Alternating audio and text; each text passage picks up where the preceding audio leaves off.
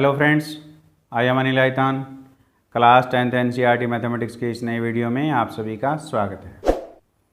Students, इस video में आप समझेंगे एक्सरसाइज 6.3 के क्वेश्चन नंबर 3, 4, 5 और 6 को। तो क्वेश्चन नंबर 3 में दिया हुआ है समलंब ABCD जिसमें AB समांतर DC है, के विकर्ण AC और BD परस्पर O पर प्रतिच्छेद करते हैं। दो त्रिभुजों की समरूपता कसौटी का प्रयोग करते हुए दर्शाइए कि OA बाय OC बराबर है OB बाय OD, यानी ये समानुपाती हैं। तो ये हमें दर्शाना है। यह है समलंब ABCD जिसमें AB समांतर DC है। AB भुजा है वो समांतर है किसके? DC के विकर्ण AC और BD परस्पर O पर प्रतिच्छेद करते हैं। AC और BD विकर्ण O बिंदु पर प्रतिच्छेद करते हैं। हमें सिद्ध करना है OA बाय OC बराबर है OB बाय OD, ये हमें समानुपात सिद्ध करना है। तो हम जो ये समलंब दिया गया है इस कोण को हम 1 मान लेते हैं, इस कोण को हम 2 मान लेते हैं और इसको हम 3 और ये 4, ये हमने कोणों को मान लिया। प्रमाण समलंब ABCD में AB समांतर DC, क्या ये दिया है? ये दिया हुआ है त्रिभुज AOB और त्रिभुज COD में, ये हमारे पास AOB त्रिभुज और एक COD त्रिभुज हमने ले ली। तो AOB का कोण 1 बराबर है कोण 3 के। ये एंगल इस एंगल के बराबर है, क्यों? क्योंकि AB समांतर है DC और AC अगर तिर्यक रेखा, तो ये क्या है? एकांतर कोण है। तो एकांतर कोण क्या होते हैं? बराबर होते हैं। तो क्या? एकांतर कोण। इसी प्रकार एंगल 2 जो है वो एंगल 4K है। Angle 2 is equal to angle 4। ये भी क्यों? AB समांतर DC के है। अब हमारे पास BD एक तिर्यक रेखा है, तो एंगल जो 2 है वो एंगल 4 के इक्वल हो गया, क्योंकि ये दोनों क्या है? एकांतर कोण है। एकांतर कोण। इस प्रकार त्रिभुज AOB समरूप है त्रिभुज COD के। कौन से क्राइटेरिया से? एंगल। दो त्रिभुजों में यदि दो संगत कोण बराबर हों तो वो समरूपता की कोण कसौटी से वो दोनों त्रिभुज क्या होती हैं? समरूप होती हैं। तो इस प्रकार त्रिभुज AOB समरूप है COD के।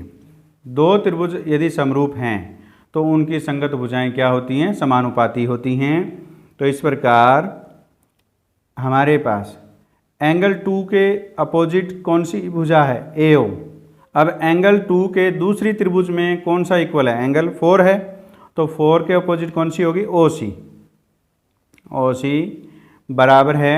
अब एंगल 1 पहले है OB, इसको आप BO लिख सकते हो। BO 1 के इक्वल कौन सा? 3, तो 3 के अपोजिट कौन सी होगी इसमें? DO या OD।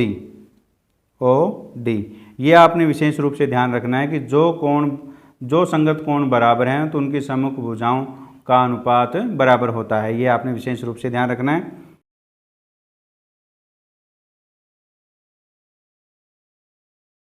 क्योंकि दो त्रिभुज समरूप हों तो संगत भुजाएं समानुपाती होती हैं। तो इस प्रकार AO बाय OC बराबर है BO बाय OD। यही हमने सिद्ध करना था, ये हमने सिद्ध किया। इस प्रकार हमने क्वेश्चन नंबर 3 को हल किया। अब हम क्वेश्चन नंबर 4 को हल करते हैं। Question number 4। तो क्वेश्चन नंबर 4 में पूछा है आकृति में QR by QS equal to QT by PR तथा angle 1 is equal to angle 2 है। दर्शाइए कि त्रिभुज PQS समरूप त्रिभुज TQR है।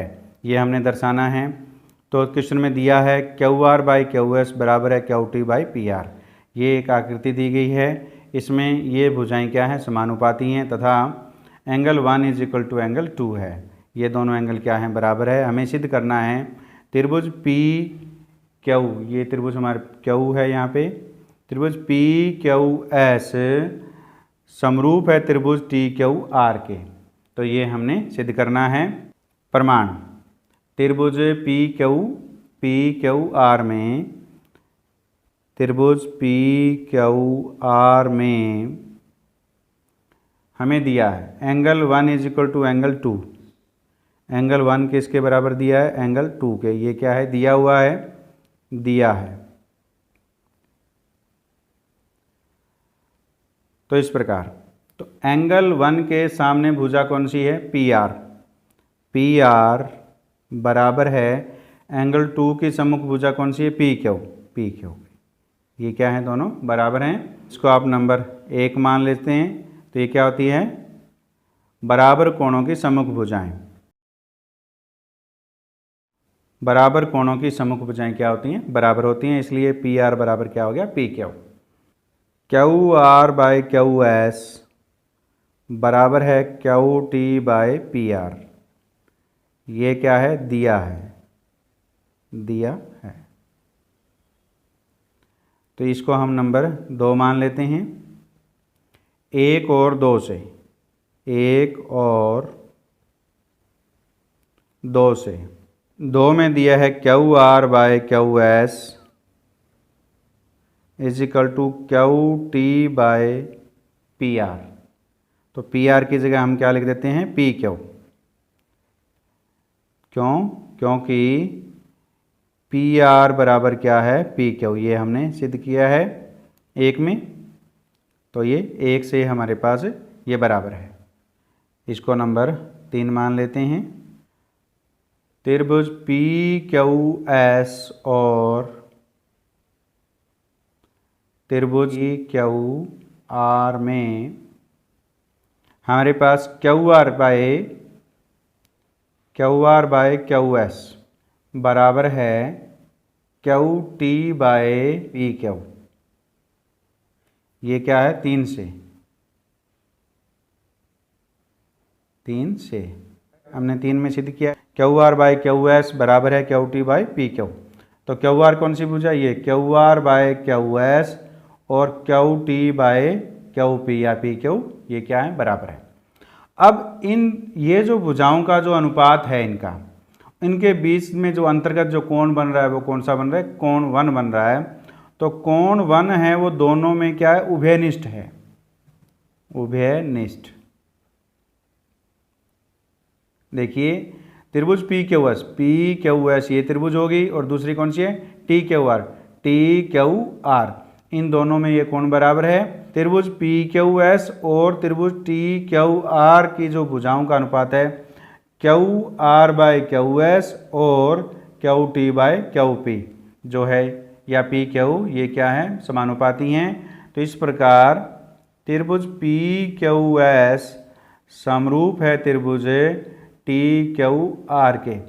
कौन सी कसौटी से? साइड एंगल, साइड जो समरूपता कसौटी है, क्राइटेरिया है साइड एंगल साइड से, ये दोनों त्रिभुज क्या होगी? समरूप होगी। तो अतः त्रिभुज पी क्यू एस समरूप है त्रिभुज टी क्यू आर के। तो यही हमने सिद्ध करना था, ये हमने सिद्ध किया। अब हम क्वेश्चन नंबर 5 को हल करते हैं। क्वेश्चन नंबर 5, त्रिभुज पी क्यू आर की भुजाओं पी आर और क्यू आर पर क्रमशः बिंदु एस और टी, पी आर पर एस है और क्यू आर पे टी है, इस प्रकार स्थित है कि एंगल P बराबर एंगल आर टी एस है। दर्शाइए कि त्रिभुज आर पी क्यू समरूप त्रिभुज आर टी एस है। हमारे पास क्वेश्चन में दिया है त्रिभुज पी क्यू आर, एक त्रिभुज पी क्यू आर दी है कि भुजाओं पी आर और क्यू आर पर क्रम से बिंदु एस और टी इस प्रकार स्थित हैं कि ये जो एंगल है वो इस एंगल के क्या है? बराबर है। और हमें सिद्ध करना है कि त्रिभुज आर पी क्यू समरूप है त्रिभुज आर टी एस के। प्रमाण, तो त्रिभुज आर पी क्यू और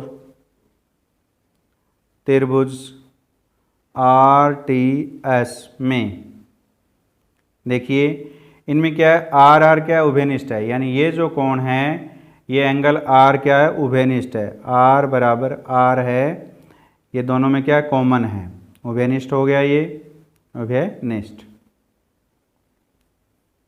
और त्रिभुज आर पी क्यू का कोण P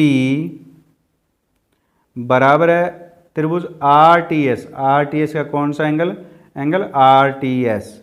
ये क्या है, दिया हुआ है, ये हमें दिया है, ये दिया हुआ है। तो इस प्रकार दोनों त्रिभुजों के दो संगत कोण क्या हो गए, बराबर हो गए। तो इस प्रकार त्रिभुज आर पी क्यू समरूप है त्रिभुज आर टी एस के।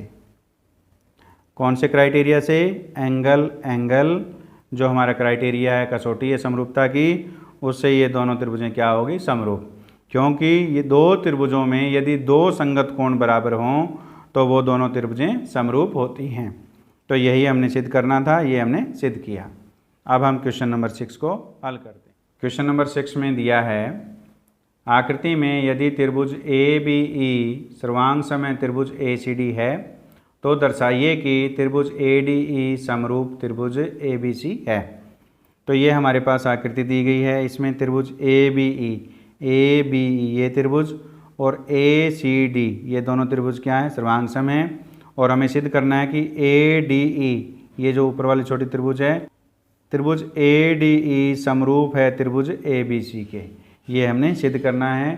तो प्रमाण, तो त्रिभुज ए बी ई सर्वांग सम है त्रिभुज ए सी डी के, ये क्या है, दिया है।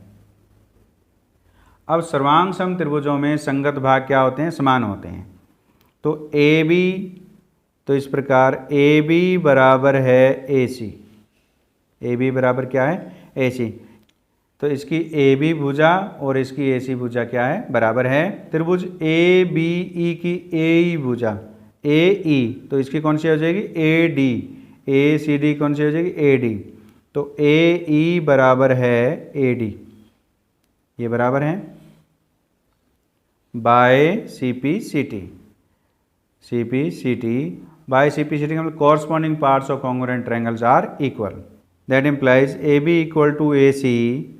इसको हम क्या लिख सकते हैं, ए सी को डिवाइड में ले आइए, तो ये हो गया A B divide A C is equal to कितना हो गया, 1 हो गया।